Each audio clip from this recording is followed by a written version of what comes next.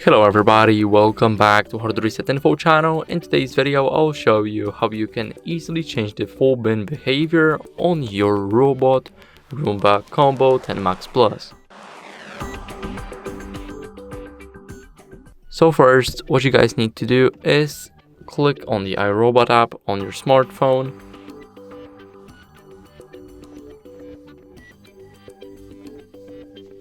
And now scroll down until you see product settings.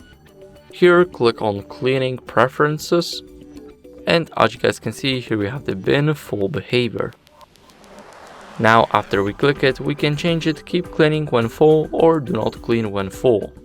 We can choose between these two, and I recommend the first one. And that would be it. Thank you guys for watching, make sure to leave a like, subscribe, and see you in the next video. Bye.